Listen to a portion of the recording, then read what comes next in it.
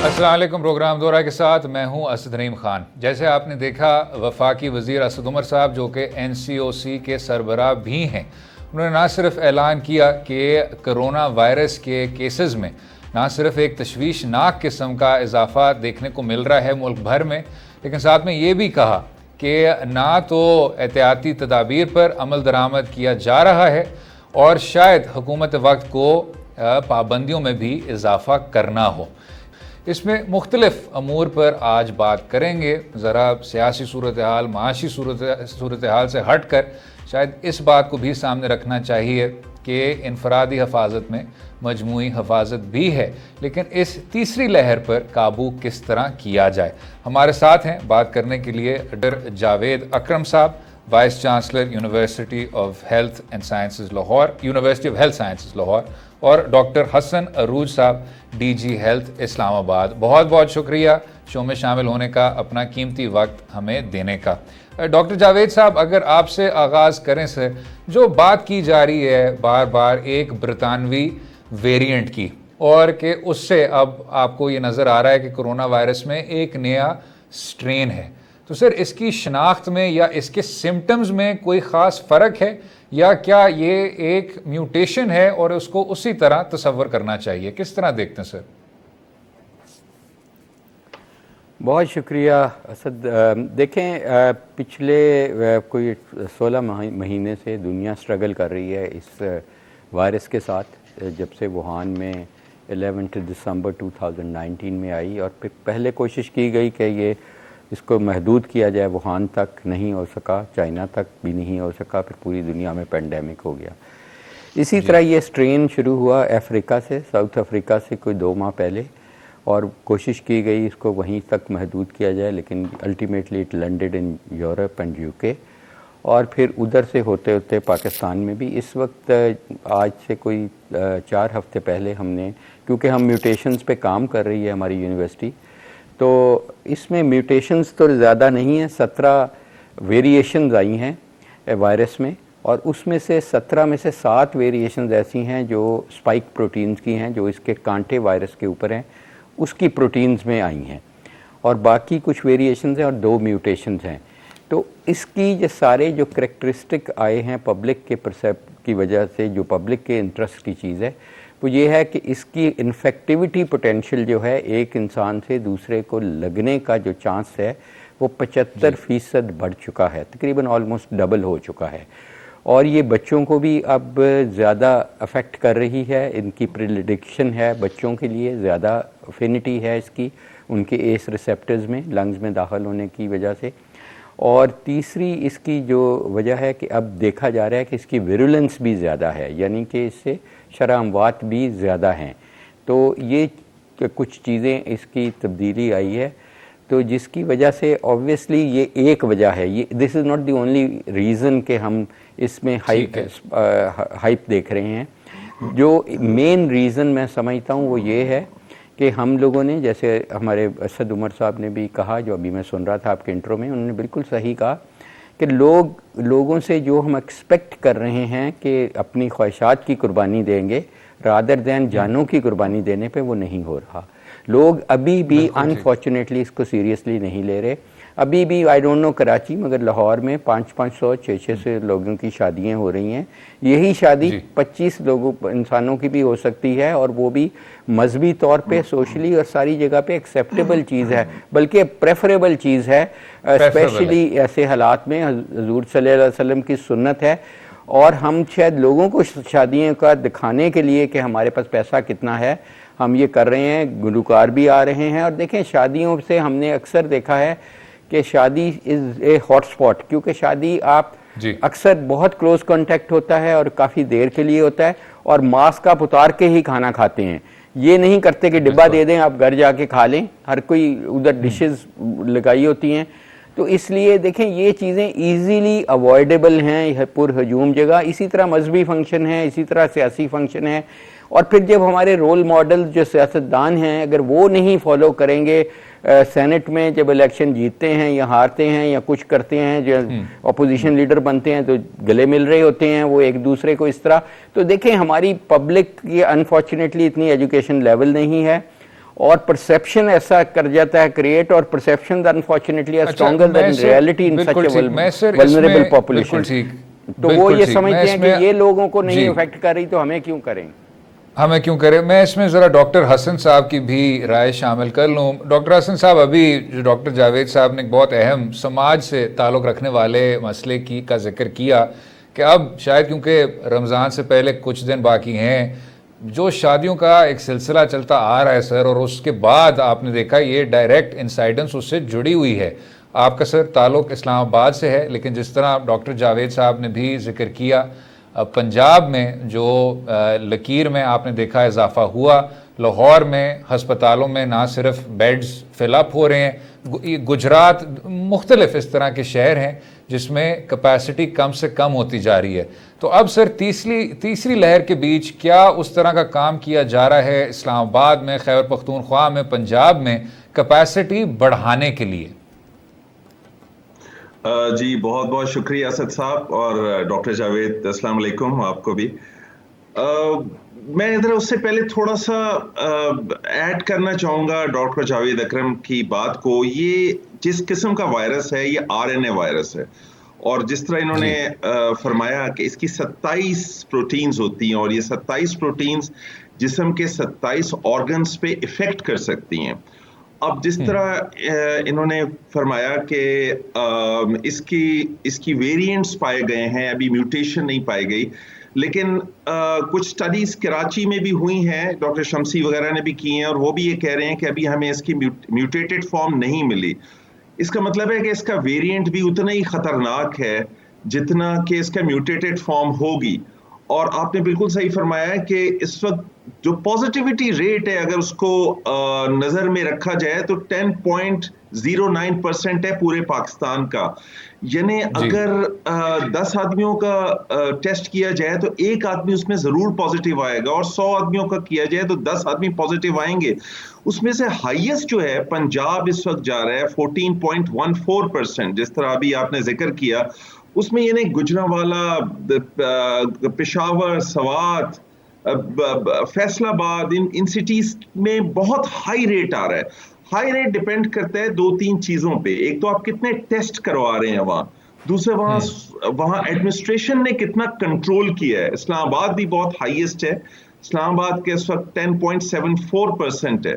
AJK जो बहुत ही कम जा रहा था पिछले उसमें, वो 13.9% है। एक चीज असद साहब मैं और बताना चाहूंगा कि मैंने मेरे कॉन्सेप्ट के मुताबिक ये लहरें नहीं है। लहरें हम उस वक्त कहते हैं जब कोई चीज जीरो पे हो गई हो। ये कॉन्टिन्यूशन है, ये सर्ज है, ये बढ़ाव है उसी कॉन्टिन्यूशन का। जब हम कहते हैं ना एक लहर गुजर गई तो लोग भी रिलैक्स हो जाते हैं, गवर्नमेंट भी रिलैक्स हो जाती है, तमाम स्टेक होल्डर्स रिलैक्स हो जाते हैं। हमें इस पे दबाव रखना पड़ेगा कि ये इसको लहर के फिनोमेने से निकल के हमें ये कहना पड़ेगा कि ये अभी थोड़ा सा कम हुआ है। तो अब हुआ क्या है कि जून में जो पीक आई थी उसके बाद अक्टूबर तक जरा इसके केसेस बहुत कम रहे, इसमें कोई शक नहीं है, लेकिन हर तरफ से लोग, हमारा मुआशरा इस किस्म का है कि हम रिलैक्स हो गए। और शादियों की जहां तक बात हुई, शादी तो एक फोकल पॉइंट है, जो बड़ा मेजर फोकल पॉइंट है, जिसमें 300 लोग की पाबंदी तो है, लेकिन मैंने खुद देखा है कि 500 से कम लोग, 600, 1000 से कम लोग उसमें मौजूद ही नहीं है। एक स्टडी हुई है एक शादी में, 200 में से 195 पॉजिटिव केसेस निकले हैं। अब आप गौर कीजिए कि जब इतने ज्यादा पॉजिटिव केसेस निकलेंगे, इसका मतलब है कि हम SOPs पे अमल दरामद नहीं कर पा रहे, हम सख्ती नहीं कर पा रहे। और ये वेरिएंट बहुत खतरनाक है। जो क्रिटिकली इल पेशेंट्स हैं वो वेंटिलेटर पे जाने की जो रेशियो है वो 5 गुना बढ़ चुकी है। उसके अलावा बच्चों में जो पाया गया है, ये बड़ी तशवीशनाक बात है। यानी बच्चे आज तक पहली जो फेजेस आए हैं उसमें बच्चे ना एडमिट हुए ना वेंटिलेटर पे गए। अब 1 से 10 साल की उम्र के बच्चे जो हैं मुख्तलिफ इलाकों में वो पॉजिटिव निकले हैं, और वो थोड़ी सी उनकी कंडीशंस भी सीरियस पाई गई हैं। जहां तक कैपेसिटी का ताल्लुक है, हुकूमत के पास बिल्कुल अब तजुर्बा भी है, कैपेसिटी भी है, और मैं समझता हूं कि ये हुकूमत को फिर अपने डिस्ट्रिक्ट लेवल पे जो डिस्ट्रिक्ट एडमिनिस्ट्रेशन जो होती है उसमें इंश्योर करना होगा कि चाहे वो शादी हो, चाहे वो मसाजिद हो, चाहे वो मार्केटें हो, उसमें एसओपीस पे अमल किया जाए।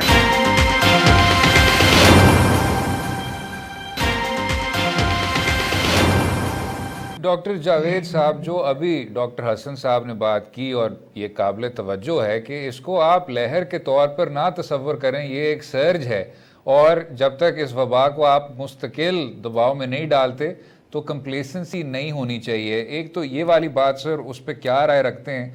और साथ में क्योंकि आपने ज़रा इस ये ब्रितानवी वेरिएंट की भी बात की, बड़ी अच्छी तरह एक्सप्लेन किया, इसकी सर जो ट्रीटमेंट है इस वेरिएंट की, क्या वो मुख्तलिफ होगी कि होम ट्रीटमेंट में भी, हस्पताल में भी, इसमें क्या कोई तब्दीलियां आपको देखने को मिलती हैं?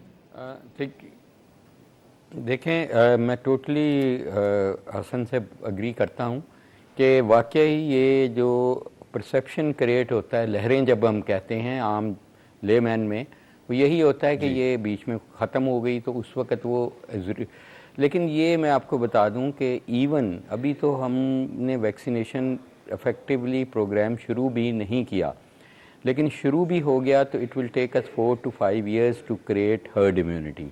हर्ड इम्यूनिटी तब क्रिएट होती है जब आपके 75% यानी कि 15.5 करोड़ से ज़ायद लोगों को इफेक्टिवली आप वैक्सीनेट कर चुके होंगे और उनकी तब जाके इसकी ट्रांसमिशन रुकेगी ह्यूमन टू ह्यूमन, जो अभी बहुत दूर है। देखें, अब मैं हमेशा इसकी एग्जांपल देता हूँ कि मैं इसको थर्ड वर्ल्ड वॉर कहता हूँ, क्योंकि जहाँ 30 लाख लोग अपनी जान दे बैठे हों इस सुरंग में से, इस टनल में, जहाँ पे हर मीटर 2 मीटर के बाद किसी की लाश पड़ी हुई है और ये 18-19 महीनों से मुहित है, इसके एंड पे जो हमें एक रोशनी नज़र आती है वो इफेक्टिव वैक्सीनेशन प्रोग्राम में ही आती है।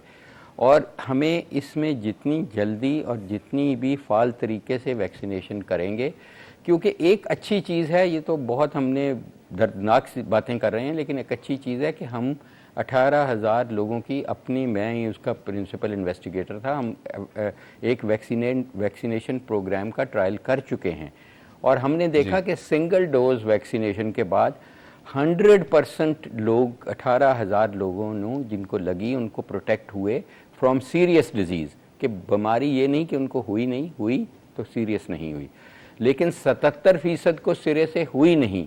और these are better results than international Mexico या हॉलैंड या बाकी जगहों पे।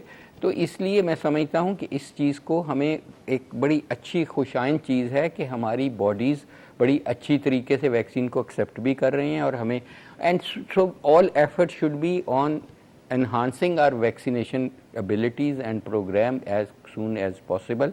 जहाँ तक आपका ये सवाल था कि इसकी ट्रीटमेंट पॉइंट ऑफ व्यू से, तो मैं बच्चों का मैं आपको बता दूं कि बच्चे नो डाउट के पहले भी इफेक्ट हुए थे, आज से 6 माह पहले, क्योंकि हमारी यूनिवर्सिटी का चिल्ड्रन हॉस्पिटल भी है बहुत बड़ा, तो वहाँ 3 बच्चों की अनफॉर्चुनेटली डेथ भी हुई थी। वो डिफरेंट बीमारी थी, वो कवासाकी डिजीज़ उसको कहते हैं, कि आपको कोरोना हुआ बच्चे को और वो बच्चे को हल्का सा हुए अलामात और वो ठीक हो गया, 6 हफ्ते बाद उसके हार्ट को अटैक हुआ, यानी कि जो हार्ट की खून की नालियाँ हैं वो उनको डैमेज हुई और वो उनमें खून की गर्दिश रुक गई। तो इस चीज़ से हुई। ये जो वेरिएंट आया है इसकी वजह से जो बच्चे को अफेक्ट होता है वो वही तकरीबन हो रहा है, साइटोकाइन स्ट्रॉम, और वही जो एकदम सोजिश हो जाती है फेफड़े में और नमोनियाज हो जाते हैं और क्लॉटिंग का मैकेनिज़्म जो ख़त्म ये कर देती है वो चीज़ है। सिर्फ इसमें फ़र्क ये है कि ये आपके जो आम तौर पे जो हम कहते थे कि आपके 3 to 5% मोर्टेलिटी है, और जिनको हार्ट डिजीज़ है या ब्लड प्रेशर है या शुगर है उनकी मोर्टेलिटी 10%, 15% तक चली जाती है। इसमें मोर्टेलिटी तकरीबन 25% तक जा रही है और बच्चों की मोर्टेलिटी भी 3% तक जा रही है, जो कि बहुत तशवीशनाक चीज़ है कि सिर्फ ये लगाव इसका ज़्यादा नहीं है, ये मोर्टेलिटी भी ज़्यादा है।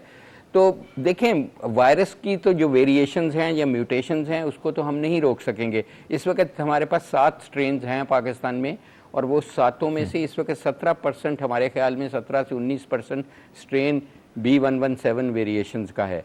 तो इसलिए उसकी म्यूटेशंस या उसकी वेरिएशंस को हम नहीं रोक सकेंगे। आरएनए वायरस है, रैपिडली मल्टीप्लाई करती है, तो हमें दैट मीन्स कि तकरीबन इसका डबल चांस हो गया हमें लगने का, तो हमें डबल से ज़्यादा अफेक्टिव अपनी प्रोटेक्शन करनी है, चाहे हम डॉक्टर हैं, चाहे नर्स हैं, चाहे आप जैसे एंकर हैं, चाहे आपके कैमरामैन हैं।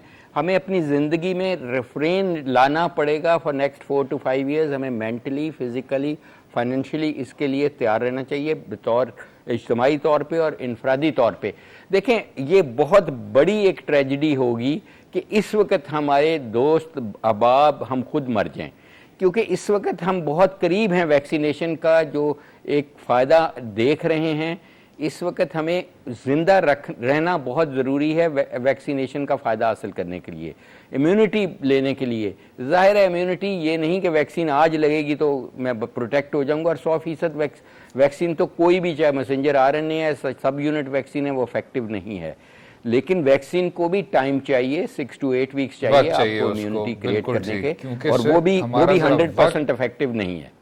ठीक, क्योंकि हमारा ज़रा वक्त कम हो रहा है, इसी पर वक्फा लेंगे। वक्फे के बाद गुफ्त जारी रहेगी डॉक्टर हसन साहब के साथ, डॉक्टर जावेद साहब के साथ। स्टे विद अस।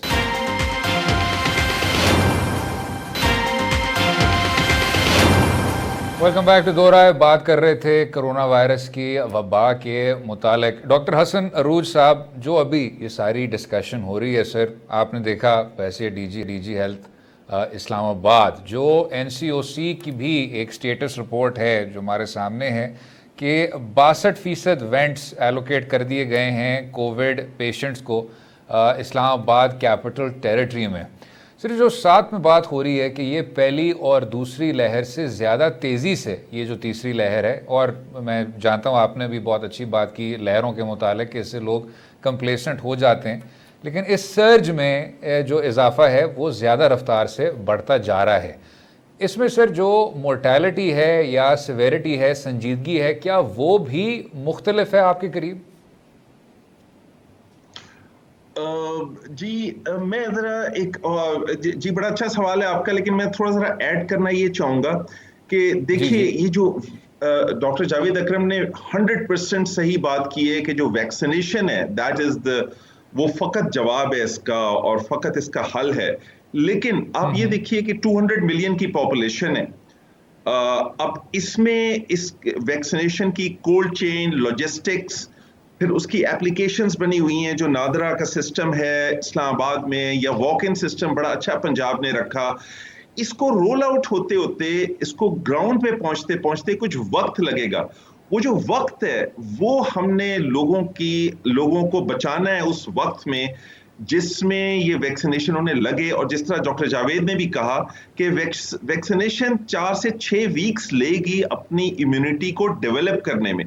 तीसरी बात एक और है, ये एक नया वायरस है, हमें अभी ये भी नहीं मालूम कि इस वैक्सीनेशन की इम्यूनिटी कितनी होगी, कब तक होगी।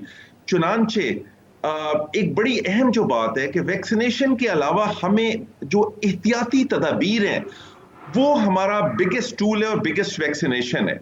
हमने उनका दामन नहीं छोड़ना, हम रिलैक्स नहीं हो जाना वैक्सीनेशन के आने पे। ये एक बहुत बड़ी इजाद है जो हम पिछले 1.5 साल से इंतजार कर रहे थे वैक्सीनेशन का। लेकिन मैं समझता हूँ कि इसमें बहुत सारी प्रोसेसेस इन्वॉल्व हैं, इसमें लाए अमल है, और बेतहाशा देखें कि पिटफॉल्स भी आ रहे हैं, कहीं लगी, कहीं किसी की रजिस्ट्रेशन हुई, किसी का नाम नहीं आया। तो हमने जो बुनियादी प्रिवेंटिव मेजर्स हैं उन पे कायम रहना है। अब मैं आता हूँ बेड्स पे और मोर्टेलिटी पे। इस्लामाबाद को हमें काफ़ी तजुर्बा हो चुका है। जो हम बुनियादी तौर पे जो पहले फेजेस में जो गुजरे हैं कोरोना से, इसी वास्ते हाई अलर्ट पहले इशू हो चुका था। हॉस्पिटल्स में उनकी लीव्स वगैरह इमरजेंसी सिचुएशन डिक्लेयर हो चुकी है, जो पंजाब में भी हो चुकी है और बाकी सूबे भी उसको फॉलो कर रहे हैं। लेकिन ये जो एक बहुत बड़ा चैलेंज है, वो जिस तरह पहले भी जिक्र हुआ, वो ये कि अगर बच्चों में खुदा न करे ये इसी नहज से फैलता है और उसी तरीके से ये बीमारी कॉज करता है, तो तादाद बेड्स की और वेंटिलेटर्स की एक बहुत बड़ा चैलेंज हो जाएगा। चुनांचे हमें वापस आना है प्रिवेंशन पे। अपने बच्चों को सिर्फ स्कूल बंद होने से यकीनन फर्क पड़ेगा, लेकिन हमने ये भी देखना है कि हम कैजुअल होकर उनको पार्क्स ना ले जाएं, उनको तफरीही मकामात ना ले जाएं, उन्हें मार्केटों में ना ले जाएं, और शादियों में खास तौर पे और मसाजिद में खास तौर पे। मैंने देखा है कि चंद मसाजिद ही इसकी SOPs पे अमल करती हैं। मुझे मौका मिला मुख्तलिफ जगहों में नमाज पढ़ने का, किसी मस्जिद में कोई मास्क हार्डली 1% लोगों ने भी नहीं लगाया हुआ है। इस तरह काम नहीं चलेगा, हमें बड़ी स्ट्रॉन्ग लीडरशिप शो करनी पड़ेगी, रिलीजियस लेवल पे, पॉलिटिकल लेवल पे, प्रोफेशनल लेवल पे। डॉक्टर्स को, जिस तरह डॉक्टर जावेद ने कहा, रोल मॉडल्स के तौर पे आना पड़ेगा। पार्लियामेंटेरियंस को, सबको अपनी मैरिजेस कैंसिल करें और मीडिया में दें कि हमने ये इकदाम किया है और आप भी हमें फॉलो करें। तो इस्लामाबाद की कैपेसिटी अल्हम्दुलिल्लाह वो वेरी वेल नोटेड है और ऑब्जर्व्ड है, और वो इंक्रीज भी, उसमें सर्ज कैपेसिटी भी मौजूद है। यानी अगर 10 बेड्स की गुंजाइश है तो उसको 20 किस तरह करेंगे। बड़े हॉस्पिटल्स आपको पता है, पिम्स हैं, फेडरल गवर्नमेंट पॉलीक्लिनिक है, कैपिटल हॉस्पिटल है, लेकिन इसको हमने कम्युनिटी के लेवल पे रोकना है, प्रिवेंशन के लेवल पे रोकना है, जब तक हमारी एक अच्छी खासी तादाद वैक्सीनेट नहीं हो जाती। बिल्कुल ठीक। और यही सर, अगर मैं मुख्तसरन वही सवाल ज़रा करता चलूँ डॉक्टर हसन साहब आपसे, कि इसकी जो संजीदगी है और मोर्टेलिटी है कि लोग शायद ज़्यादा जान बहक हो रहे हैं, क्या इस तरह के स्टेटिस्टिक्स आपकी नज़र से गुजरे हैं? जी बिल्कुल। यानी पिछले 3 से 4 हफ्तों में डेफिनेटली इसकी मोर्टेलिटी भी इंक्रीज हुई है, मॉर्बिडिटी भी इंक्रीज हुई है। जो हम जिसको अपनी जबान में कहते हैं, जो लोग मुब्तला हुए हैं उनकी तादाद भी बढ़ी है, और जो लोग क्रिटिकल हुए हैं उनकी तादाद भी बढ़ी है। उसका एक खास तौर पे एक जो ऑब्जर्वेशन है वो ये है कि जो क्रिटिकली इल पेशेंट्स की तादाद है वेंटिलेटर पे जाने की, वो तकरीबन 2 हफ्ते पहले 214 समथिंग थी, और 2 हफ्ते पहले नहीं, चंद दिन पहले, सॉरी, और वो अब 390 हो गई है। यानी 150 तादाद बढ़ी है। ये सिर्फ एक सैंपल की मैं बात कर रहा हूं, इसी को आप एक्स्ट्रापोलेट करें पूरे पाकिस्तान से, वो तो किस कदर बढ़ जाएगी।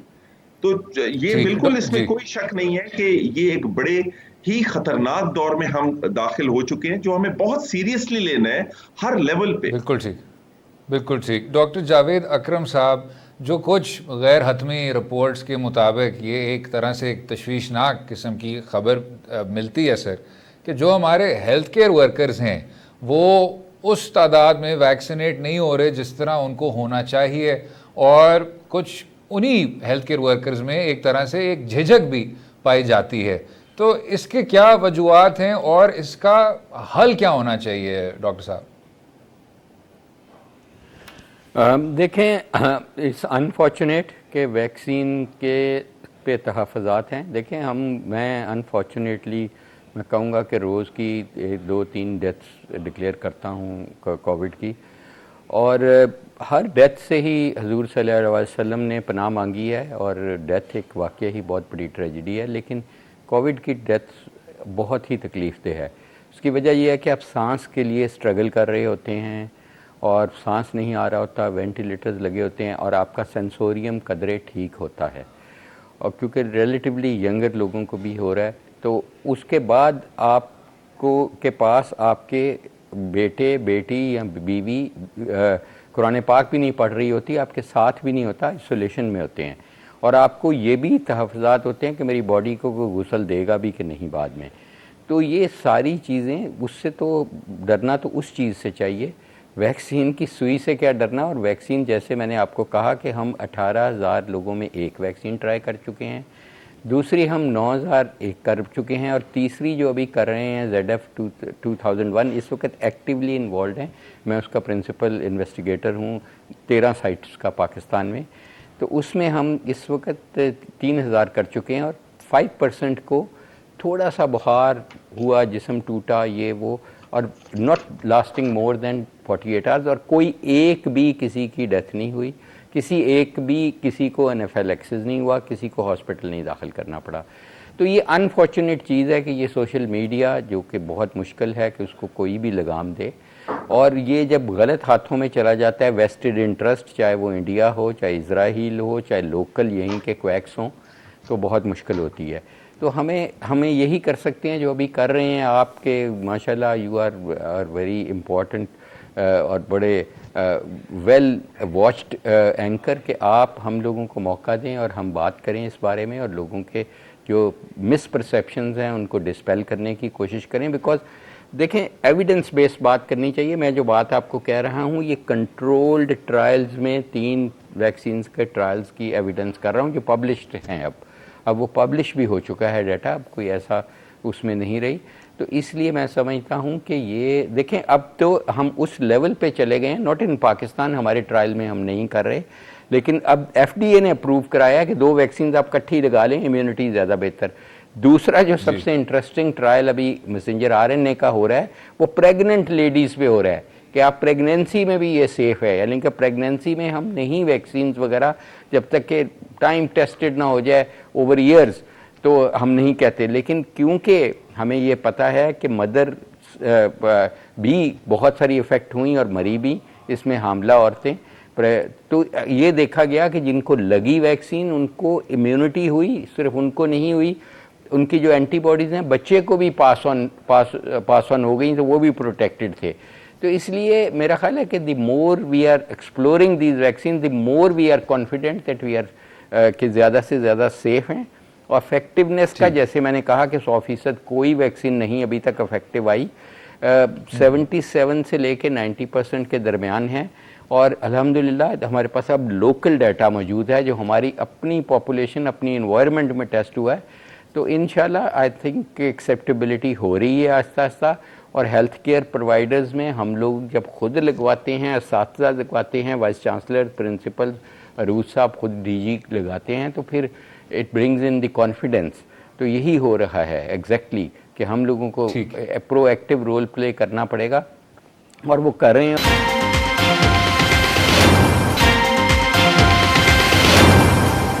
डॉक्टर हसन साहब, काफ़ी तनकीद की जा रही है हुकूमत वक्त पर, सूबाई हुकूमतों पर भी। 18वीं तरमीम के बाद आखिरकार ये मौजू तो डिवॉल्व हो गया है, सेहत का शोबा भी प्रोवेंशलाइज हो चुका है कि जहाँ तक वैक्सीन्स की तादाद है वो बहुत ज़्यादा कम है ख़ित्ते में भी और दुनिया भर में भी। अगर आप देखें तो पर कैपिटा पाकिस्तान की जो वैक्सीनेटेड पॉपुलेशन है वो बहुत ज़्यादा कम है। तो इस सप्लाई में किस तरह इजाफा किया जाए? और साथ में सर, आप अच्छी तरह जानते हैं जो प्राइवेट सप्लाई को भी तनकीद का निशाना बनाया गया। अभी स्पुतनिक की भी खबर आपके सामने है कि इसमें प्राइवेट प्लेयर्स का इस तरह का किरदार नहीं होना चाहिए। रियासत को ज़्यादा से ज़्यादा रेगुलेट करना चाहिए और वसी से वसी दायरा होना चाहिए शहरियों का जो कि वैक्सीनेट हो जाएं। इन मसाइल पर किस तरह काबू किया जाए? जी बहुत शुक्रिया। ये बड़ा अहम सवाल है। एक्चुअली डॉक्टर जावेद अकरम ने भी बड़ी खूबसूरती से सबसे पहले तो वैक्सीन के बारे में इबहाम दूर करना चाहिए। वैक्सीन, मैं खुद इस्लामाबाद में वैक्सीन के सेंटर्स एस्टैब्लिश किए हैं। हमने एक मॉडल सेंटर भी G9 में मेट्रोपॉलिटन कॉरपोरेशन CDA की तरफ से एस्टैब्लिश किया है, और बहुत हर किस्म के लोग भी आ रहे हैं और हर किस्म के सवालात भी कर रहे हैं। अभी तक वैक्सीन के बारे में इबहाम लोगों के दूर नहीं हुए हैं। जो मैं आपके फोरम से कहना चाहूंगा कि वैक्सीन फकत इसका हल है और प्रिवेंशन इसका हल है। जब तक आपको वैक्सीन लग नहीं जाती और इम्यूनिटी नहीं आ जाती, इसके बारे में कोई दो राय नहीं होनी चाहिए। अच्छा, अब दूसरा सवाल जो आपने किया है वो बड़ा ही अहम है जी। वैक्सीन की जो बुनियादी तौर पे सप्लाई चेन है उसका बड़ा सीरियस मसला है। मैं समझता हूँ हुकूमत पाकिस्तान ने जो इसका होमवर्क शुरू कर दिया था वो बहुत पहले शुरू किया था, और इस चीज का तो मैं क्रेडिट दूंगा हुकूमत पाकिस्तान को। एज ए प्रोफेशनल मेरी जाती राय है कि इन्होंने मुख्तलिफ जगहों से वैक्सीन को बुक कराने में बाकी दुनिया से पहले कदम उठाया था। इशू ये है कि जब ये बहुत सारे हालात आपके हाथ में नहीं होते। ये कोरोना वायरस किसी एक मुल्क या एक शहर या एक रीजन का मामला नहीं है। ये कोरोना वायरस पूरे दुनिया की 7 से 8 अरब पॉपुलेशन जो है उसको, अगर 100% लोग नहीं तो चलें 3 से 4 अरब लोगों को वैक्सीन तो चाहिए, एक इस जो एलिजिबल हैं। अब उसमें जो मुख्तलिफ चेन्स हैं हम गावी के थ्रू लेते थे। अब गावी की जो मेरी इत्तला के मुताबिक जो गावी की सप्लाई है वो वक्ती तौर पे अभी हॉल्टेड है, लेकिन हमने इसके अलावा चाइना ने हमारी बहुत मदद की है, साइनोफार्म। मेरा ज़ाती जो राय है, ये मेरी पर्सनल राय है, वो ये है कि हमें चाइना से मजीद वैक्सीन्स को प्रोक्योर करना चाहिए, क्योंकि साइनोफार्म एक बहुत ही से तमाम वैक्सीन सेफ हैं, लेकिन साइनोफार्म की एफिकेसी जो है वो उसके बाहर भी जो ट्रायल्स हुए हैं उसमें काफ़ी टॉप पे आती है। हम खुशकिस्मत हैं कि चाइना ये वैक्सीन बना रहा है और चाइना ने वैक्सीन हमें ऑलरेडी दी है। इसमें कोई शक नहीं कि इस वक्त वैक्सीन की तादाद कम है, इसी वास्ते फेजिक मैनर में बतदरीज जो एज ग्रुप है उसको भी खोला जा रहा है। सबसे पहले हेल्थ केयर वर्कर्स थे, फिर 70 साल से ज़्यादा लोग, फिर उसके बाद 60 साल से ज़्यादा लोग, फिर 50 साल, जिस तरह असद उमर साहब ने ऐलान किया है। चुनांचे हमको एक बहुत ही रोबस्ट तरीके से दुनिया में वैक्सीन की जो सप्लाई है उसको हमें एक्सप्लोर करना होगा और हमें उसको एक्चुअली कैच करना होगा। दूसरा, जहाँ तक प्राइवेट हेल्थ केयर वैक्सीन्स का ताल्लुक है, मैं समझता हूँ कि बहुत जल्दी हमें फैसला करना होगा।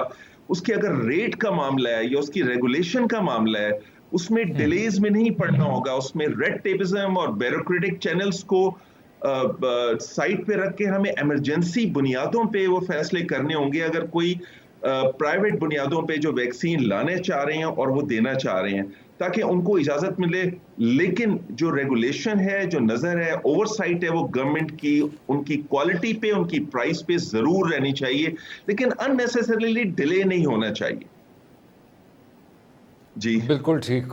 और ये साथ में डॉक्टर साहब, अगर डॉक्टर हसन साहब बहुत मुख्तसरन से, वज़ीर आज़म इमरान खान साहब को भी ये ज़रा टीका लगा था और उसके कुछ दिन बाद ही वो खबर आई कि उन्होंने पॉजिटिव टेस्ट किया, और उसी वजह से, जिस तरह डॉक्टर जावेद साहब ने भी जिक्र किया, सोशल मीडिया को तो कोई लगाम नहीं दे सकता, लेकिन वही र्यूमर सर, वही डिसइंफॉर्मेशन कि इनकी क्या एफिकेसी है, क्या है, क्या ये बहुत ज़्यादा अहम नहीं है कि अब इस डिसइंफॉर्मेशन को ख़त्म किया जाए और ये बात समझी जाए कि कुछ देर लगती है कि आपके एंटीबॉडीज़ बने और वैक्सीन्स का भी आपके इम्यूनिटी सिस्टम पर असर पड़े। जी, ये बड़ा अच्छा किया आपने असद ये सवाल किया, और आप के एक जो अच्छा प्रोफाइल है आपके चैनल का, उसके जरिए मैं और चैनल्स में भी इसको कर चुका हूँ। देखिए, ये ज़रा समझने वाली बात है। एक तो ये कि जो पॉजिटिव टेस्ट आता है कोरोना का, वो इंक्यूबेशन पीरियड में, उसको टेक्निकल ज़बान नहीं इस्तेमाल करूँगा, वो जरासीम जब आपके अंदर एंटर होता है उसके 5 या 6 दिन बाद वो टेस्ट पॉजिटिव आता है। इमरान खान साहब को जब टीका लगा उसके अगले मेरा ख्याल है अगले एक ही दिन में वो पॉजिटिव आ गए थे। इसका मतलब है वो इन्फेक्शन उनको 5 या 6 दिन पहले लगा था। नंबर एक बात। दूसरी बात ये है कि ये वैक्सीन की जो पहली डोज है ये क़ुव्वत मुदाफ़ियत को नहीं बढ़ाती, ये वक्त लेती है, और सेकंड डोज जो वैक्सीन की 21 दिन बाद लगेगी, वो क़ुव्वत मुदाफ़ियत 2 हफ्ते बाद, यानी 4 से 6 हफ्ते लगते हैं आपके जिस्म को कोरोना वायरस की क़ुव्वत मुदाफ़ियत, ये इम्यूनिटी डेवलप करने में, दोनों डोजेस लगने के बाद। जावेद अकरम साहब, डॉक्टर हसन अरूज साहब, ना सिर्फ आपका तजर्बा वाज़े हुआ, लेकिन इल्म की रोशनी में आपने इन तमाम नुकात को, एम्पिरिकल डेटा को और इन तजावीज़ को सबके सामने रखा। आपका शुक्रगुजार हूँ और बहुत शुक्रिया, आपने अपना कीमती वक्त दिया। उम्मीद है आपको आज का प्रोग्राम पसंद आया होगा। अपनी राय से भी हमें आगाह कीजिए और अगले हफ्ते तक इजाज़त दें। खुदा हाफ़िज़।